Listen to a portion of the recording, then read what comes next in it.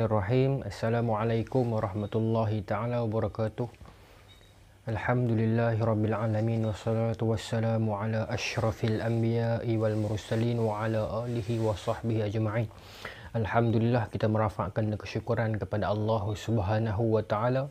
Limpah kurnia daripada Allah. Tuan-tuan puan-puan, hari ini kita telah berada pada hari Selasa 12 Mei. Kita akan menyambung siri Khulafa' Ar-Rasyidin kita yang kita jalankan sepanjang bulan Ramadan ini. Hari ini kita akan masuk episod yang ke-13 insya-Allah. Muslimin muslimat yang dirahmati Allah, kemarin telah kita membicarakan perihal bagaimana kisah yang berlaku sebelum inilah. Kita dah cerita yang berlaku di Parsi, kemudian yang berlaku di Rom kan. Kemudian hari ini kita nak sambung lagi apa yang berlaku lagi dekat Parsi pula. Sebab kita dah cerita dekat Rom tu ada Abu Ubaidah, ada Khalid Al-Walid, dekat Rom ada Sa'ad bin Abi Waqqas. Kita dah ceritakan sebelum ini kan bagaimana kisah itu. Maka hari ini kita nak sambung pula perjalanan seterusnya yang dilakukan oleh Sa'ad bin Abi Waqqas sebagai panglima perang dalam bertempur dengan Parsi. Tuan-tuan kena clear lah, tuan-tuan yang duk buat nota ni, tuan-tuan ingat lah, dalam perbincangan kita ini, zaman Sayyidina Umar, dia menggerakkan dua batalion, satu ke arah menggempur Rom, satu mengarah menggempur Parsi, simultaneously, serentak. Yang menjadi komander untuk menggempur Rom adalah Abu Ubaidah Al-Jarrah, dan yang menjadi komander untuk menggempur Parsi adalah Sa'ad bin Abi Waqqas. Kita clear dekat tu. Maka hari ini juga kita masuk kepada tahun yang ke-16 Hijrah. Tahun yang ke-16 Hijrah. Dalam tahun ini juga berlaku satu peristiwa yang menarik, iaitu tahun inilah yang mana Sayyidina Umar mengasaskan agar kita membuat satu kalender baru, kalender Hijrah. Kisahnya dirakamkan dalam kitab bagaimana ketika mana Sayyidina Umar menerima surat laporan daripada intelijen dia semua ni, maka di kepala surat tu tertulis bulan Sya'ban. Maka Umar bertanya kepada staff semualah, para sahabat ni, Sya'ban bila? Sya'ban tahun ni ke? Sya'ban tahun lepas ke? Sya'ban tahun sebelum tu ke? Memang Sya'ban bila? Maka daripada persoalan inilah yang menitikkan nak Sayyidina Umar untuk orang Islam kita buat satu kalender kita sendiri, buat tahun kita sendiri. Maka dipanggillah berbincang para kongres, para syura semua ni bincang, macam-macam idea dikeluarkan. Ada yang kata kita buat bermula daripada kelahiran Rasulullah dan sebagainya. Maka ada orang bangkang lah kata kalau ikut kelahiran Nabi, Nasrani pun buat macam tu juga. So secara kesimpulannya Sayyidina Ali bagi cadangan kita buatlah kalender ini diukur berdasarkan tahun hijrah. Mula-mula orang Islam sampai ke Madinah, pembinaan negara Madinah itu. Maka ringkas cerita, Sayyidina Umar bersetuju dengan idea ini, maka bermulalah fasa itu. Maka pada tahun ke-16 Hijrah bermula. Bila dikira balik tahun ke-16 Hijrah. Maka sejarahnya bermula, kalender Islam ini bermula pada tahun 16 Hijrah. Tapi dikira baliklah pada satu lah. Dikira balik consider daripada tahun awal, maka tahun itu adalah tahun ke-16 Hijrah. Sampai ke hari inilah kita mewarisinya kat sebab 400 lebih dah. Baik. Tuan-tuan, dalam tahun ini Sa'ad bin Abi Waqqas meneruskan perjalanannya. Sa'ad bin Abi Waqqas meneruskan perjalanan beliau menggempur Parsi. Kita dah cerita sebelum ni, menang-menangan yang disakit, bisul semua tu. Sampailah Sa'ad bin Abi Waqqas yang ditemani oleh Salman Al-Farisi sebagai orang Parsi. Dia tahulah semua peta-peta ni. Kemudian dibantu oleh Sayyidina Umar yang mengirimkan peta daripada jauh. Mereka melewati satu perkampungan ataupun kota yang bernama Bahura Sisa. Kota Bahura Sisa ini bila Sa'ad bin Abi Waqqas dan tentera sampai ke kota ni, nak gempur lah, nak buka kota itulah. Bila sampai ke kota ni tuan-tuan, dia jadi takjub sebab kota Bahura Sisa ni sunyi sepi. Tak ada seorang pun tinggal. Buka masuk rumah kosong, pergi tengok gereja kosong, tak ada siapa, kosong. Tak ada apa pun. Maka jadi pelik. Sa'ad bin Waqqas, mana pergi penduduk kota ni? Harta-harta pun tak ada habis dah. Maka bila cek rupanya penduduk kota ini melarikan diri. Yazdajid, Maharaja Parsi masa tu, gerahkan agar mereka ni bergerak lari lah, tentera semua tu. Maka diceritakan dalam sirah bagaimana ketika mana berada di kampung tu, mereka mengalami kampung tu berdekatan kawasan pengairan, mengalami satu musim di mana air paling tinggi dia naik ke daratan dah, dan menyukarkan perjalanan keluar. Maka Sa'ad bin Abi Waqqas masa tu nak melangkah ke kampung lain pula, ke kota lain pula bila dah bahu Rasul tak ada orang kan. Maka bila nak melangkah ataupun nak menuju ke perkampungan lain pula, tak boleh pergi pasal ada sungai Dajlah. Hari ni pun nama hari ni pun nama dia Dajlah juga di Iraq. Maka tak boleh pergi sungai dalam. Tak boleh pergi. Maka ketika itulah direkodkan dalam Bidayah wan Nihayah bagaimana Sa'ad bin Abi Waqqas kata kepada para tentera, tak ada cara lain dah. Kita ramai berpuluh ribu. Nak cross sungai ni macam mana nak cari jambatan and so on semua ni. Perahu-perahu semua Yazid dah perintahkan rakyat dia buat pelari dah. Mungkin itu perangkap daripada mereka lah. Mereka nak suruh tentera Islam terlekat di situ kan. Bila main musim ayak meninggi ni. Maka Sa'ad bin Abi Waqqas perintahkan askar dan semua agar angkat tangan mengaminkan doa dia. Maka dia doa. Doa Sa'ad bin Abi Waqqas ini dirakamkan dalam Tarikh Tabari, dalam Bidayah wan Nihayah juga disebutkan doa beliau. Panjang doa tu saya tak ingat, tapi ada keratan disebut nas'alullah apa hasbunallahu wa ni'mal wakil dan so on lah. Maksud minta pertolongan Allah Taala sebaik-baik penolong. Habis doa tu Sa'ad bin Abi Waqqas amin. Kemudian teruslah dia berjalan terus atas sungai tu dengan kuda dia.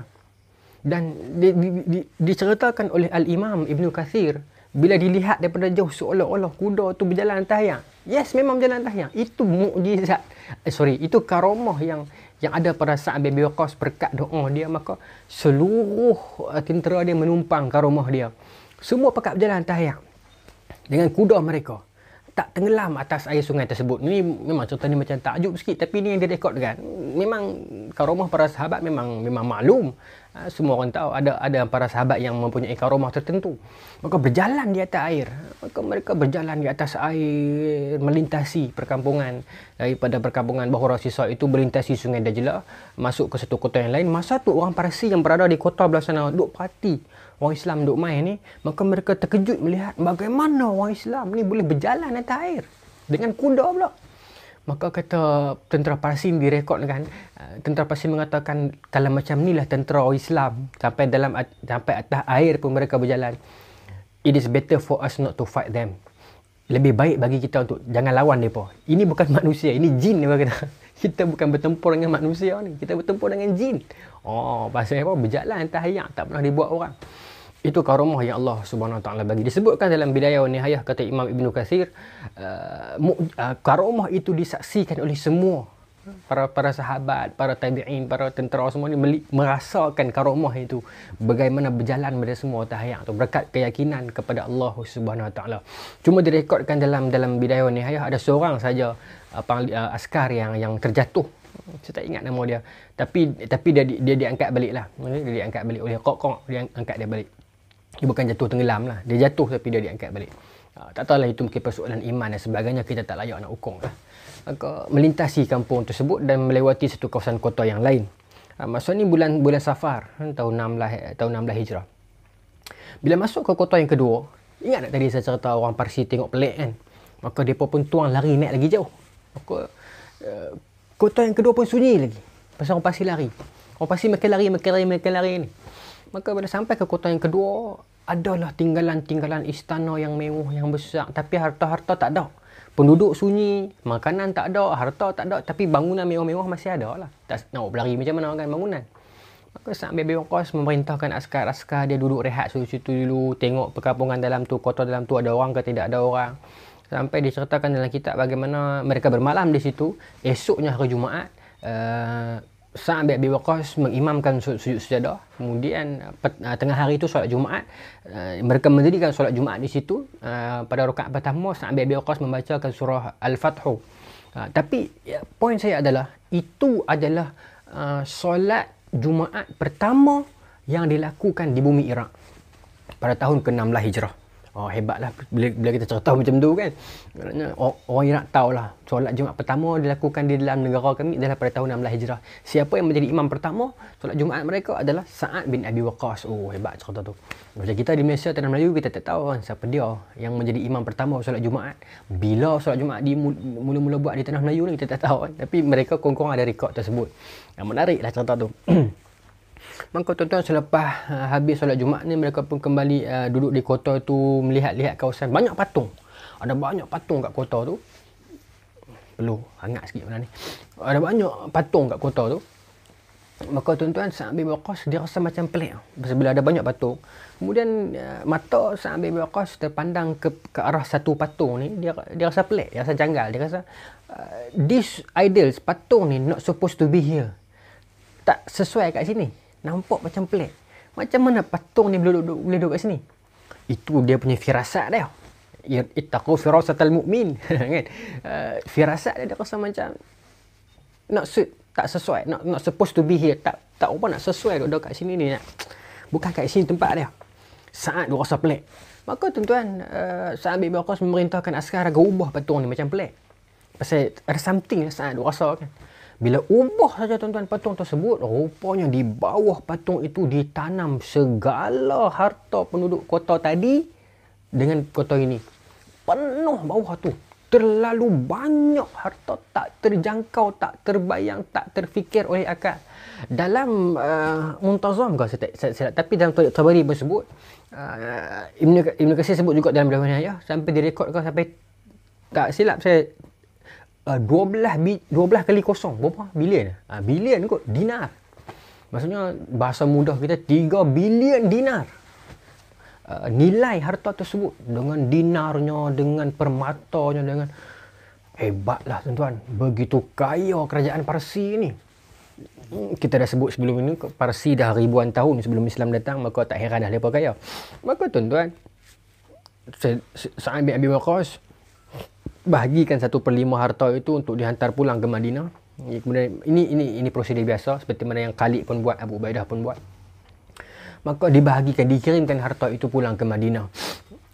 Maka mereka meneruskan lagi perjalanan, mereka jumpa lagi kawasan harta dan sebagainya. Diceritakan dalam kitab bagaimana mereka jumpa satu mahkota yang sangat besar. Mahkota di kepala tu, tapi dia besar, terlalu besar. Dan rupanya mahkota tu bukan pakai di kepala, memang tak pakai lah besar. Rupanya mahkota tu dia letak di atas singgah sana Maharaja Parsi, Yazdajid lah masa tu. Maknanya dia ada satu balai ronsri, dia ada satu anjung singgah sana dia duduk atas kerusi tu. Atas kepala dia ni ada mahkota itu, crown itu.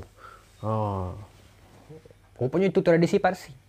Nah, ini bukan nak cerita dosa tak berdosa ni, jangan salah faham. Nak cerita ada dah binaan macam tu. Crown itu duduk atas kepala dia. Baitara tu punya hebat. Dijumpai crown tersebut. Meanwhile, tuan-tuan, harta yang dibawa pulang ke Madinah itu bila Sayyidina Umar tengok askar buat balik, banyak sangat harta, orang Madinah pun takjub. Ya Allah, apa benda ni? Punya banyak harta mewah permata yang mereka tak biasa tengok. Sebelum tu dah takjub dah, ni takjub lagi. Dan diceritakan dalam kitab Bidayah Nihayah, Sayyidina Umar menangis bila tengok harta tu. Pasal dia rasa kenapa lah benda ni tak dapat kat Rasulullah, tak dapat dekat Abu Bakar. Dapat dekat dia bukan dia nak riak. Dia menangis, dia takut ini adalah ujian Allah kepada dia. Takut dia riak, takut dia takabur kan. Maka dia menangis. Baitara tu punya warak Sayyidina Umar ni.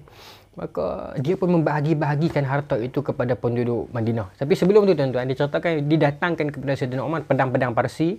Kemudian didatangkan kepada Sayyidina Umar pakaian Yazdajid. Yazdajid ni pak dia nama Hurmuz, raja sebelum tu. Kita kena ingat lah. Hurmuzan orang lain, panglima lain. Ingat je tu, tak apa. Hurmuzan tak mati lagi. Panglima yang lari tu, ingat kan? Okay. Kita KIV cerita dia tu. Baik, maka tuan-tuan, Yazdajid ketika ni Yazdajid bin Hurmuz. Baik. Maka pakaian-pakaian Parsi, Raja Parsi dibawakan kepada Sayyidina Umar. Nah, Amirul Mukminin tengok ni Raja Parsi punya pakaian dengan sayapnya, dengan ada macam-macam. Saya nak abang tak erti, saya tak tengok. Tapi dengan crown, dengan sayap, semua mahkota manik-manik, semua hebat. Maka ceritakanlah kita, Sayyidina Umar ambil baju pakaian tersebut dengan sayap semua ni. Sayyidina Umar bubuh dekat sebatang kayu yang besar lah. Dia bagi pakaian kat kayu. Maka dia tayangkan di Madinah. Dekat tengah-tengah Madinah, bagi orang Madinah tengok, ini dia pakaian Raja Parsi. Orang Madinah duk berpusu-pusu pergi tengoklah. Ni rupanya pakaian Raja Parsi, punya hebat, punya mahal, punya kaya, punya hebat lah. Itu cerita dia. Sayyidina Umar. Kemudian Sayyidina Umar membahagi-bahagikan harta tersebut kepada penduduk Madinah. Sampailah giliran Suraqah bin Malik masa tu. Maka Sayyidina Umar memanggil dia. Maka bila dia sampai, Sayyidina Umar pun ambil lah pakaian kebesaran Parsi, salah satu daripada pakaian kebesaran Parsi, bagi dia pakai. Kemudian ceritakan dalam kitab, Sayyidina Umar siap. Ini dia cerita sendiri. Kemudian direkodkan oleh Imam Bukhari, direkod oleh Al-Imam Syafi'i, tak silap saya. Tapi yang penting dinukilkan oleh Imam Ibn Katsir dalam Bidayah wa Nihayah. Okay, baik. Maka tuan-tuan, sebab dia kalau dalam tradisi ilmu hadis ni, dia ada 3 kategori kitab. Kitab hadis. Satu yang jenis kita sebut sebagai al-masadir asliyah, rujukan yang asli, iaitu para imam merekodkan hadis-hadis riwayat itu berdasarkan sanad mereka sendiri. Macam Kutubus Sittah tu. Macam Imam Bukhari merekodkan cerita tapi sanad tu sampai kat dia sendiri. Kan? Imam Muslim, Imam Abu Daud, Imam Nasai, Ibnu Majah kan. Ada yang disebut sebagai rujukan yang half, partial, separuh asli. Okay. Kemudian dia ada mustakhrajat, dia ada musannafat, ada banyak kaedah lah. Kemudian ada juga kita hadis disebut sebagai yang bukan asli. Bukan asli ni bukan bermaksud hadis tu bukan dia punya, tetapi cerita tu dia rekod balik tapi sanad tu orang lain punya. Macam tu. Macam Imam Ibn Katsir ni, dia dah cerita balik ni, sanad tu sanad siapa dia dah lah. Al-Bukhari menyatakan, Al-Syafi'i menyatakan, dia sebut macam tu, Saif mengatakan, itu sanad depa. Maka dikumpulkan balik, dikompilekan balik. Itu kaedah dia. Tapi kalau Al-Imam Bukhari dalam kitab dia akan sebut dia sendiri sanad tu sampai kepada dia. Al-Bukhari ambil daripada guru dia siapa sampailah ke orang yang mengeluarkan itu, sahabat yang merekodkan cerita tu. Macam tu. Kalau dia tulis kepada Nabi, dia panggil marfu' lah. Tapi itu teknikal hadis yang panjang yang memerlukan penjelasan yang lain lah. Okay? Tapi saya nak ceritalah bagaimana konsep cerita dia boleh sampai kat kita. Ni ada imam yang meroyakkan daripada diri dengan sanad dia sendiri. Ada imam yang mengeluarkan dengan sanad dia sendiri tapi bertemu dengan sanad kitab asal. Ada imam yang dia tak ada sanad dia sendiri tapi dia rekod boleh kitab dia bagi tahu orang ni yang rekod, orang ni yang rekod macam tu. Ini sanad orang ni, sanad orang ni. Ada kitab yang satu lagi kitab hadis, dia ambil matan saja. Dia tak buat sanad apa dah. Sebab tujuan dia hanyalah untuk nak cerita pengajaran daripada matan itu, pengajaran daripada teks itu. Matan tu teks lah, macam Riyadhus Shalihin dan semua tu kan. Kemudian kita hadis yang loni lah banyak kan. Loni pun sama macam tu lah. Bila orang ustaz-ustaz kita tulis buku hadis, 300 hadis pilihan, 40 hadis amalan yang ustaz-ustaz loni tulis, bukan sanad dia sendiri tapi dia rekod balik. Macam tu lah. Okay? Baik. Itu kita kena satu tajuk yang lain lah. Baik, saya sambung lah. Maka ini Suraqah sendiri cerita. Okay? Maka dia kata bila Sayyidina Umar panggil dia, bagi dia pakai baju Raja Parsi dia pakai. Maka Sayyidina Umar kata, kalih belah belakang. Kalih. Maka dia kalih belah sana. Sayyidina Umar tengok dekat belakang. Okey. Masuk elok. Kalih depan pula. Maka dia pun kalih. Dia cerita, aku pun pusing depan. Sayyidina Umar tengok, bau elok, terletak lah semua. Cantik, hebat. Sayyidina Umar kata, hebat. Orang Arab Badui macam kita ni boleh pakai Raja Parsi punya baju. Cantik lah. Sporting kat Sayyidina Umar ni. Sayyidina Umar menggayakan baju tu untuk dia. Siap tengok lagi. Angkali sat. Sporting nanti dia. Khalifah macam tu kan. Kemudian Sayyidina Umar minta suruh tangan kepada Suraqah bin Malik ni. Hulur tangan. Suara utara sangat pula. Hulur tangan. Maka dia hulur tangan dia. Sayyidina Umar mengambilkan satu gelang. Pakai kat tangan dia. Dia terkejut. Gelang tu adalah gelang rasmi Raja Parsi. Maka Sayyidina Umar bila pergi dia pakai tu, Sayyidina Umar mengingatkan dia balik tentang janji Rasulullah dulu. Dinukilkan balik. Ada satu hadis Imam Bukhari bagaimana dulu masa Rasulullah SAW nak hijrah pergi Madinah, Suraqah ni pernah kejak Nabi. Masa tu dia belum Islam. Dia pernah kejak Nabi. Contoh tu panjang lah, tuan-tuan boleh cek dalam saya punya ceramah yang lain. Berkali-kali dia kejak, kuda dia jatuh. Nabi doakan dia elok balik. Dia kejap kuda dia jatuh. Nabi doakan elok balik. Sampai kali ketiga dia jatuh, Nabi pergi dekat dia. Maka dia kata, ya Muhammad, sorry lah. Aku kejar engkau dengan tujuan. Aku nak tembak, aku nak panah engkau bagi mati. Sebab aku nak ganjaran 1000 ekor unta yang orang Mekah tawarkan. Tapi aku tak sangka lah kuda aku tenggelam. Every time I want to panah you, panah awak jatuh kan. Maka Sayyidina Abu Bakar marah dah masa tu. Pasal Suraqah ni Nabi dah bagi chance 3-4 kali tapi dia masih lagi usaha nak bunuh Nabi kan. Tapi Nabi maafkan dia. Maka dia kata, wahai Muhammad, kalau beginilah kuasanya, kalau beginilah takdirnya, aku yakin kau Nabi yang betul. Tapi aku tak terima Islam lagi, kata Suraqah. Tapi aku yakin kau Nabi yang betul. Masa tu cahaya hidayah dah terpancar dah. Maka kata Suraqah, kalau macam ni kehebatanmu, aku yakin satu hari nanti engkau akan menguasailah wilayah ini macam tu lah kan. Maka boleh tak tulis satu surat memberi jaminan kepada aku, nanti kalau kau dah buka semua kota-kota Madinah, Mekah semua ni, aku tidak akan diapa-apakan. Maka Nabi tulis surat dan dia simpan surat tersebut.